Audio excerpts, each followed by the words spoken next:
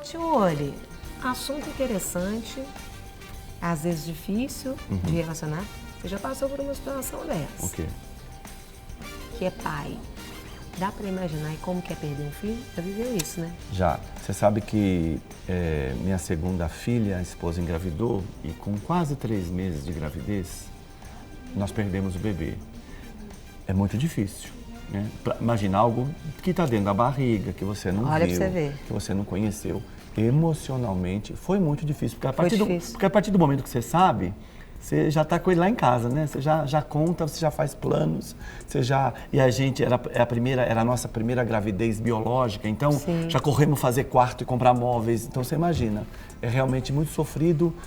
O aspecto físico é o menor, mas o emocional é muito difícil. Imagina para um pai que perde um filho que já nasceu, com anos de vida. Realmente é muito difícil. Então esse é um assunto aí que nós vamos falar agora.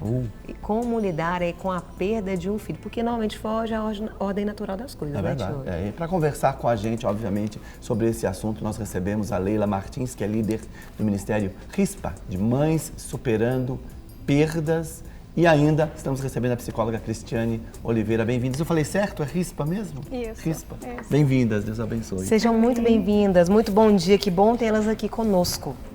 Porque eu queria que a gente começasse falando como lidar com a perda, porque eu comentei, perder um filho foge à ordem natural das coisas. Né? Normalmente é o pai primeiro antes dos filhos. É verdade. E como lidar com isso como psicóloga? É uma inversão, né, do ciclo de vida, né, Verdade. que é natural, né? Assim, é uma coisa que eu percebo, né, que o luto, né, diante de uma perda de um filho, a gente vai passar por etapas, né, que são as fases do luto, né? Então isso acho que é importante da gente entender, Ótimo. né? O primeiro momento é a negação, né? Ainda mais de uma situação dessa, parece que você não é real. Mas assim, parece que não é um verdade, sonho, né? Isso não é verdade. Daqui a pouco ele vai chegar ali na porta e eu vou ver, né? Então, o primeiro momento do luto é a negação. Então, a gente tem que entender que essa é uma fase. Depois passa pela raiva, né? Por que isso aconteceu? Por que comigo? Por que com meu filho? Por que não poderia ser com outra pessoa? Então, passa pela raiva. Depois pela culpa. O que eu fiz, né? Por que eu não fiz diferente? O que eu poderia ter feito a mais, né? Para poder resgatar isso ou fazer alguma coisa diferente para evitar, né, esse fato. Depois a tristeza, né, e até chegar na aceitação, né, que é o momento final, né, que o luto ele tem um tempo de duração em média de 1 a 2 anos, né, então acho que é importante a gente entender isso, que a pessoa que vive uma situação de perda, né, seja de filho, de marido, mas de filho, né, é uma situação mais difícil profunda, ainda, né? Mais profunda. Cristiane, então você fala que dentro desse 1 ano e meio, 2 anos, é normal você viver um luto, né? E tem que viver. A gente tem que chorar, tem que prantear, tem que, né? Mas como a palavra diz, né? O choro pode durar uma noite, mas a alegria vem pela manhã. Então, o tempo desse choro, né?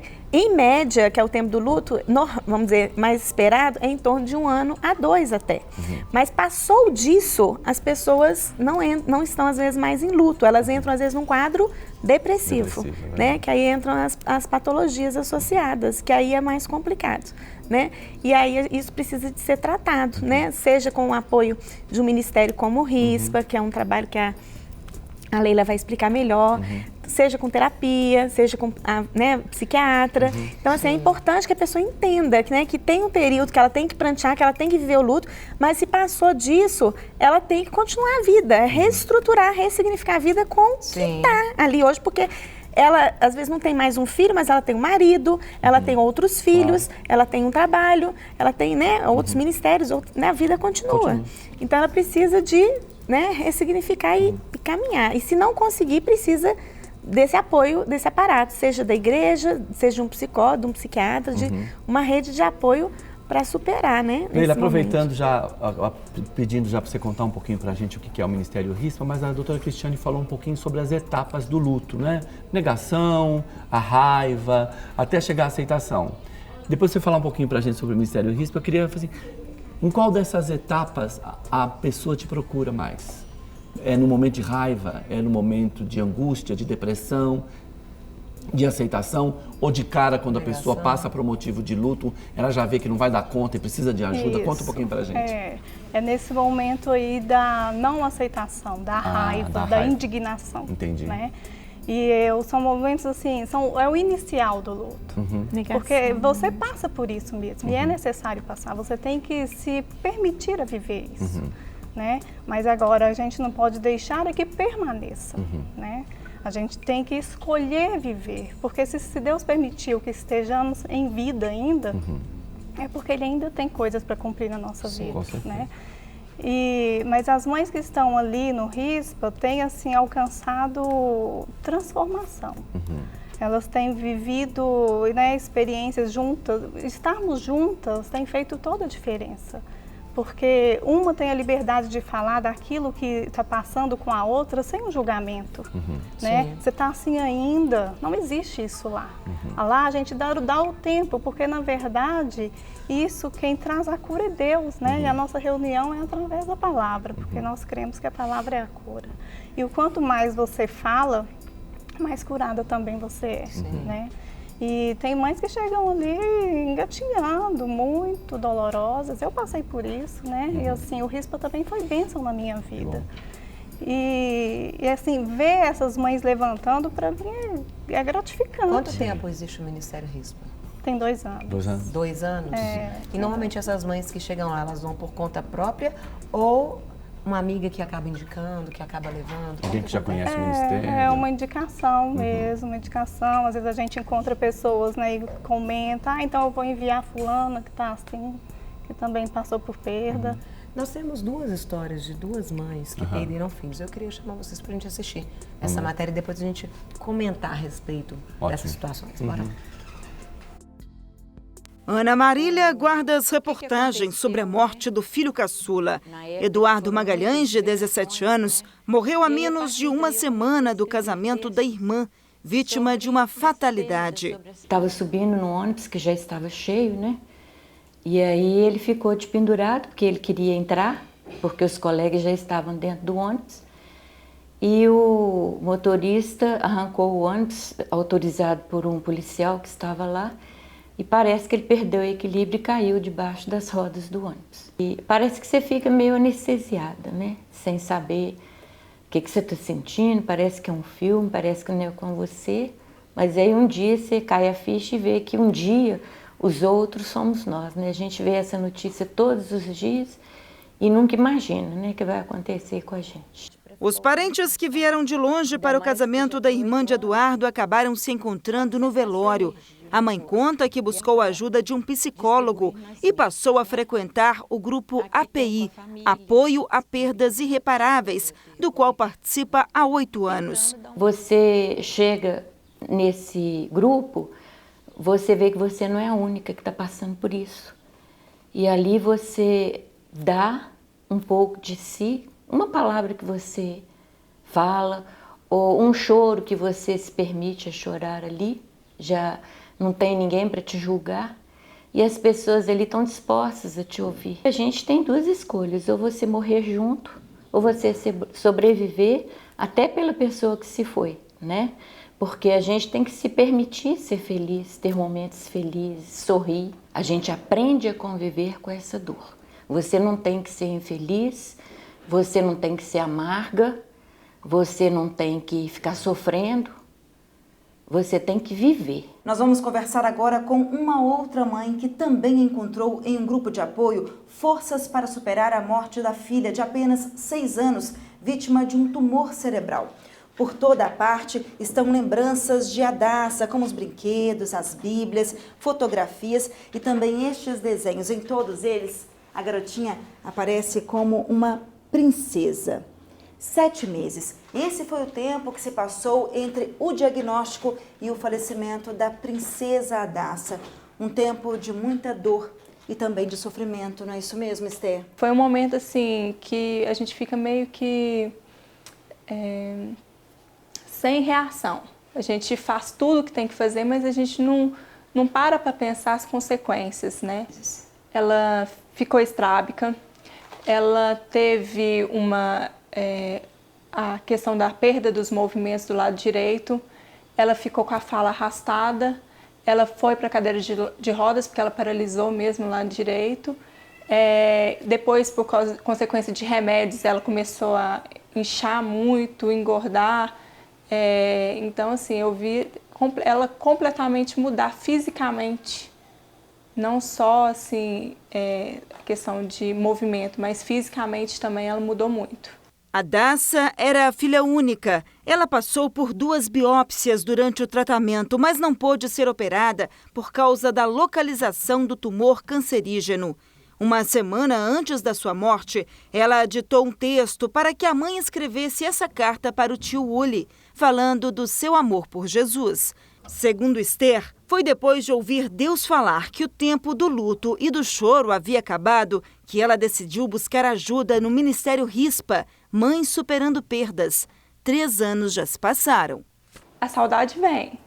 A gente sente, principalmente em datas, né, comemorativas, aniversário, o período que ela morreu. São, assim, momentos mesmo que a gente lembra muito, sente saudade, às vezes chora.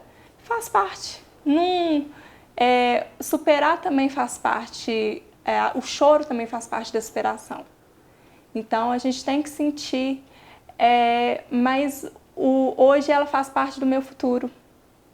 Como? Porque quando eu estiver na eternidade com ela, aí nós vamos nos encontrar. Dá para falar não, fala aí. Não é fácil. Eu queria até perguntar para a Cristiane, nós tivemos 2 situações ali. Uma de uma maneira, no sentido, as 2 foram muito rápidas, as 2 mortes, né? Não sei se existe como preparar para uma morte, mas uma tão novinha, com 7 meses, e a outra, o filho estava ali num ônibus e de repente... Foi um acidente, né? Eu queria que você falasse um pouquinho sobre essas questões drásticas, essas coisas que a gente não está imaginando que está acontecendo. Porque a Daça, apesar também, ela é muito novinha, mas teve aquele processo onde a mãe foi observando até a própria queda, né? A filha vai inchando, a filha não vai reagindo, algumas coisas que... Isso prepara, não prepara? Fala um pouquinho como que funciona o nosso organismo, nós como ser humano, diante disso. A morte, ela não tem registro, né, inconsciente, né? Então a gente não tem registro. Quer dizer, você passar por uma morte súbita, né, através de um acidente, ou uma morte processual, de qualquer forma, o luto, né, essa perda, ela vai sentir da mesma forma. Não existe preparar para aquilo. Não. Só que a gente vê assim que quando a pessoa morre, né, com uma morte súbita, para a família, né, esse processar, ele às vezes é um pouco mais difícil, né? Porque foi realmente aquela, né, é um susto, né? Corta aquele cordão. É um corte sem, né, mas a dor é a mesma, né? Não tem jeito de minimizar. Sim. Só que o administrar que pode ser diferente. Sim. Quando é algo mais de uma processual, hora... né? Quando você vê a pessoa morrendo. Eu lembro do meu pai morreu aos poucos, né? Ele tinha cardiopata, diabetes, então foi um processo, né?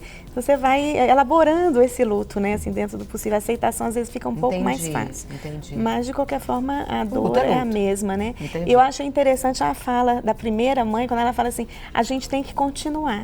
A vida tem que continuar. A gente tem que se permitir viver. Sim. A gente tem que se permitir ser feliz. Apesar de, né? Apesar dessa falta, apesar dessa ausência, né? E é uma escolha, né? Porque se você não escolher, você não sai, né? Você fica ali num processo depressivo bem complicado. Eu conheci a Daça no Colégio Cristão de Belo Horizonte, ela era aluna. Quando eu recebo um telefonema de um familiar dizendo que ela tinha falecido e que ela tinha deixado uma cartinha para mim. Foi algo muito difícil, eu nem trouxe a cartinha aqui porque eu não ia aguentar ler, né? Mas assim, ouvir o coração dessa criança cheia de Deus, né? Sim. E essa cartinha veio no momento que você fica questionando algumas vezes, nossa, vale a pena tanto trabalho? Sim. Deus me manda aquela cartinha e o Espírito Santo falou assim para mim naquele dia, leva balão. A minha esposa falou assim, você vai levar balão no velório. Eu vou, o Espírito Santo falou, levei um monte de balão a gás, de balão de coração rosa e levei, foi um momento muito especial. Eu fico imaginando para essa mamãe, nesse momento, filha única, participar do ministério como RISPA, né? O alento que se traz, o aconchego. Né? Como que você recebe essa pessoa, Leila? Deus colocou no meu coração um amor muito grande por essas mães. Né? Quando eu fico sabendo assim, de que uma mãe perdeu um filho, logo meu coração já enche. Eu já quero abraçar, já quero trazer para junto. Né? E a Esther chegou ali também comigo. Hoje ela já é minha parceira, né, no ministério. Sim. Ela já fazia parte do ministério? Não. Ela chegou por causa da DAS? Ela chegou, eu encontrei com a Esther na igreja e ela falou assim, eu preciso falar, que eu estava até com a pastora Ana Lúcia, ela falou assim, eu preciso falar que eu perdi minha filha com 8 meses. Há 8 meses. Aí a pastora até falou, então você vai conversar com ela. Aí ali a gente começou, eu convidei ela para ir nas reuniões, né? Mas eu quero dizer também que o RISPA surgiu, não foi simplesmente de uma vontade minha, né? Deus já tinha isso planejado. Houve um dia em que eu estava orando com meu filho e ele falou assim, eu tive uma visão. Eu vi que eu subi uma escada muito alta. Que idade? Ele tinha 14. 14. E lá de cima eu estendi a minha mão e o Espírito de Deus entrava nas pessoas. Olha. Aí eu pensei, filho, Deus vai te usar, né? Eu falei com ele, Deus vai te usar. Eu tinha certeza que Deus ia usar ele por em alguma coisa. Mas a gente como mãe sempre pensa em vida. Claro. Né? Sim. Mas quando o RISPA surgiu e hoje eu vejo essas mães saindo dali restauradas, melhoradas, eu vejo que é o Espírito de Deus entrando na vida delas. Com certeza. Quando Deus te fala uma coisa, você não entende naquele momento, né? Coisa que me aconteceu, eu não entendi. Mas aí hoje eu vendo o RISPA trazendo tantas melhoras na vida dessas mães, é o Espírito de Deus entrando nelas. Né? E quando meu filho tinha 6, no primeiro diagnóstico dele, que era com 6 anos, Deus nos deu uma palavra de que meu marido leu, né, para mim, quem pecou, o pai ou a mãe? Né? Ninguém, para que a minha glória se manifeste na vida dele. Né? Depois, no decorrer dos acontecimentos, o Espírito Santo vai trazendo essa revelação no nosso coração. Então, hoje eu vejo que é para a glória de Deus o RISPA, porque foi através da perda do Thomas. Né? Deus recolheu o Thomas, mas trouxe o RISPA. Leila, eu sempre trabalhei nos hospitais visitando crianças. E dentro da ala, que para mim é mais difícil, que é a ala de queimados, por mais que você tente imaginar a dor, é complicado, né? Porque às vezes você nem queimou o dedo no ferro elétrico, você não pode achar que... Mas até que na nossa equipe em São Paulo, no Hospital das Clínicas, entrou uma jovem que era modelo fotográfica e de fim de semana ajudava os pais numa banca de pastel. Loira como você, quase 2 metros de altura, linda modelo, até que explodiu o bujão de gás e a bacia de óleo foi por todo o corpo, só poupou o rosto. E ela fazia parte do nosso grupo e ela visitava as crianças queimadas. E que diferente você falar, eu posso saber o que você está sentindo. Eu acho conheço que a sua dor, né? Acho que o RISPA tem essa facilidade da identificação pela tua experiência. Empatia, né? Não é verdade? Como eu poderia acompanhar essas mães se eu não sei a dor delas, né? Se eu não identifico com isso. Isso ajuda no tratamento? Com certeza, doutora Cristiane? Com certeza. Essa empatia, né? E essa questão de você poder trocar, de você poder falar, né? Que é uma coisa que a mãe falou assim, a importância de poder compartilhar, julgada, né? Não ser julgada. E falar, né? Quando a palavra fala, aquilo que sai da sua boca está cheio do seu coração. Então, você poder compartilhar, falar dessa dor, tem que falar, tem que sair, tem que expressar. E aí você está com pessoas que estão ali te apoiando, que passaram pela mesma dor, esse acolhimento, isso aí é bênção demais. Eu queria te perguntar, Cristiane, porque a gente vive numa sociedade que ao mesmo tempo que ela te estimula, você tem que melhorar, você tem que dar a volta por cima, mas dependendo se a sua recuperação é boa demais, ela começa a olhar, mas tá boa demais. Você tá feliz demais, tá andando muito arrumado, tá não sei o quê. O luto passou rápido demais. Isso acontece. E às vezes a gente tem um pouco de dificuldade diante dessa cobrança de se eu tô sorrindo, será que eu devo? Eu tenho que chorar, senão parece que eu não tô sentindo. O luto. Lidar com isso. Né? Eu vim do interior. E no interior isso é muito forte. Né? E quando eu perdi meu pai, eu pensava, porque eu senti paz, mesmo perdendo o pai. Doía, mas eu tinha paz. Mas às vezes eu chorava, às vezes não, e quando às vezes não, se eu sorria, às vezes eu me cobrava. Como assim? Eu tô sorrindo. Eu perdi meu pai, não posso rir. E aí o Espírito Santo foi trabalhando. A gente tem essa cobrança. Como lidar com isso? É a culpa, né? O sentimento de culpa, né? E sendo que você ficar chorando o tempo inteiro, não tem nada a ver uma coisa com a outra. Não deve ser assim, né? Mas a gente tem que trabalhar essa culpa, né? Eu lembro uma cliente que eu tenho, né? Que ela perdeu a filha através do suicídio, uma situação bem trágica, 20 e poucos anos. E ela falava assim, eu não posso ser feliz, é tipo uma lealdade, né, inconsciente, assim. Não posso pôr uma roupa colorida, não posso. Morreu nessa situação, então assim, eu não posso estar feliz, não posso estar alegre, porque se eu tiver, eu vou estar sendo contra, né, aquilo que é esperado, né, socialmente. Então, essa culpa, ela precisa de ser tratada, ela precisa de ser elaborada, ela precisa de ser dita, né, para que ela, isso tem que ser expresso mesmo, né? Porque tem uma pergunta para fazer, que eu estou aqui incomodado desde o começo, mas vou fazer. Vai. Vocês estão falando muito no feminino, cadê os homens nessa situação toda? O homem reage diferente da mulher? Porque eu choro até com o Jornal Nacional. Eu acho que eu sou mais emocional do que minha esposa. Como é que eles reagem, doutora? Eu lembro que eu estava conversando com a Leila ali, né, antes da gente começar, e ela estava falando justamente disso, porque não tem ainda um espaço, por exemplo, do RISPA para homens, né? Aí ela vai falar mais sobre isso. Mas como que é importante que homens se levantem para apoiar homens, né? No sentido de ter esse espaço de expressão também. Talvez a gente reaja diferente, mas é dolorido. Culturalmente, né? O homem não pode chorar, o homem não pode... É como se... né, também reforça esse lugar, né, de que o homem não tem, às vezes, a mesma forma de expressão, de sentimento. Mas eu creio que é muito mais uma questão cultural e de espaço para que eles também tenham esse espaço, né? Mas é necessário, eles precisam também de ser tratados, de ter esse tempo para eles. Né? Eu tenho pais lá que eles pedem para que tenha uma reunião para homens. Aí a gente, nas nossas confraternizações, a gente abre espaço para eles irem. Aí os homens juntam de um lado, as mulheres do outro, e eles amam, eles fazem bem para eles. Agora mesmo tem um pai novo que está lá, que ele fala, eu quero uma reunião para homens. Então, assim, eu já estou vendo uma oportunidade para criar um para homens. Né? Na verdade, a família toda é afetada. Eu posso também, assim, avaliar pelo meu marido, né? Meu marido, ele também sente, mas o homem tem uma forma diferente de lidar com isso, né? Ele sente, ele chora, mas ele é mais forte, a mulher é mais... Ele é mais racional, né? Nas emoções. E a gente expressa mais mesmo, né? A gente fala, a gente tem essa necessidade de estar junto, né? E o homem tem que ser culturalmente forte, né? Aquela coisa. Mas não é... Essas reuniões acontecem quantas vezes, aonde? Fala um pouquinho pra gente. Pois é, a gente reúne ali no Espaço Elas, na rua Beberibe 133. E as reuniões acontecem de 15 em 15 dias. Segunda? Hoje mesmo a gente vai ter reunião.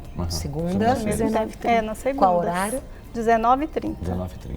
Tá pertinho da Lagoinha ali, na Beberibe? Tá, né? pertinho. Então, de 15 em 15 dias, nas segundas-feiras... Às 19h30. Às 19h30, ali no Espaço Elas. E qualquer pessoa, seja da igreja, não sendo, pode participar? Como que funciona? Sim, tá aberto. Qualquer pessoa. Qualquer mãe que queira estar junto com a gente. Há quanto tempo você perdeu o filho, seu filho? Seu filho faleceu? Mês que vem faz 5 anos. 5 anos já. 5 anos. E tem 2 anos que o Ministério... O Ministério surgiu. Uau. E a Lagoinha tinha 200 ministérios, né? É verdade. E não tinha esse.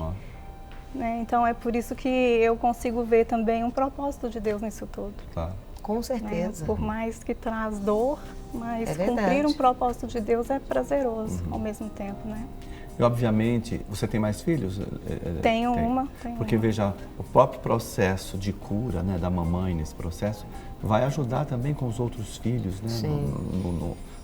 Na família toda, passar por esse processo emocional tão difícil, né? Porque a mãe, na verdade, é a que está mais tempo com a criança, talvez esse apego emocional, né? É porque é importante a pessoa entender que a vida dela, né, aquele filho se foi, mas ela tem, né, marido, ela tem filhos, ela tem outras áreas da vida que precisam ser cuidadas. E se você fica só voltada para esse luto, né, o resto fica abandonado. Então acontece também, a gente estava conversando, né, Leila, de às vezes acontecer até um processo de separação em decorrência desse luto, né, não tratado, porque a mulher nesse momento ela não quer às vezes saber, né, do marido, ela quer ficar sozinha, ela não quer mais passear, ela não quer mais trabalhar, ela perde o significado, né, da vida, né, fica um processo de luto, né, de como se tivesse amortecida ali, né. Então isso não é bom, né? A pessoa tem que entender que a vida continua e que tem outras pessoas que precisam dela. Eu lembro dessa mãe que eu falei mesmo, que perdeu a filha, né, através do suicídio, que ela falava que um dos motivos que moviam ela é saber que ela tinha um outro filho. Então o outro filho, ela pensava nele, ela projetava, né, o futuro, sonhos, como mãe, né? Porque os filhos são herança, né? Então a gente pensar, minha descendência ainda existe. Eu tenho ainda, né, como continuar. Mesmo que não seja mais com esse filho que se foi, mas tem outro, né? Então isso também dá força, né? Eu não percebi na tela se tem... tem o telefone de contato do Ministério RISPA, né? 98-829-3302, 98-738-2662. Querida, a gente quer agradecer demais vocês. Deus continue abençoando, usando. Voltem sempre aqui. O programa está de portas abertas para vocês. Que Deus continue, né, usando cada dia mais a vida de vocês. Amém. Para receber todas as novidades do canal, inscreva-se. E se curtir o vídeo, clique em gostei. Aproveite para acompanhar a Rede Super nas redes sociais.